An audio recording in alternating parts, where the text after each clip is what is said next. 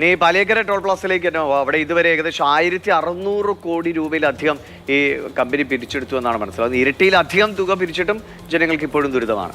ഇതിനെതിരെ വർഷങ്ങളായി നിയമ പോരാട്ടം നടത്തുകയാണ് തൃശ്ശൂരിലെ കോൺഗ്രസ് നേതാവ് advocate Shaji Kodakandath. Thrissur M P Suresh ഗോപിയും കേന്ദ്ര സർക്കാരും ജനങ്ങളുടെ ദുരിതം കണ്ടില്ലെന്ന് നടിക്കുകയാണ്. ഈ 2026 വരെയാണ് ടോൾ പിരിക്കാൻ അവകാശം കൊടുത്തുള്ളത്. 2022 വരെ എക്സ്റ്റെൻഡ് ചെയ്ത ആ നോട്ടിഫിക്കേഷൻ റദ്ദാക്കണം. 2021 ഇത് ടോളിൻ്റെ റേറ്റ് കൂട്ടി അത് റദ്ദാക്കണം.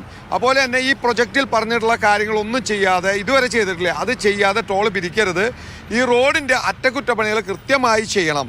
അത് ചെയ്യാതെ ഈ ടോൾ പിരിക്കുന്നത് റദ്ദാക്കണം. ഇത് ആവശ്യപ്പെട്ടാണ് ഹൈക്കോടതിയിൽ ഹർജി കൊടുത്തത്. ഹൈക്കോടതിയിൽ 3 വർഷം ഇവർ കൃത്യമായി മറുപടി പറയാതെ ഹൈക്കോടതിയിലിട്ട് കളിപ്പിച്ചു. അവസാനം ഹൈക്കോടതി പറഞ്ഞു ന്യായമായ ലാഭം എത്രയാണെന്ന്, എത്ര രൂപ ചിലവായി എന്ന്, എന്തൊക്കെ ചിലവുകളാണ് വന്നുള്ളത് കണക്ക് ബോധിപ്പിക്കാൻ പറഞ്ഞപ്പോൾ അവരൊരു കണക്ക് കൊടുത്തിട്ടുണ്ട്. ഈ വെക്കേഷൻ കഴിഞ്ഞാൽ കോടതി വീണ്ടും ആ കേസ് വാദത്തിനെടുക്കും.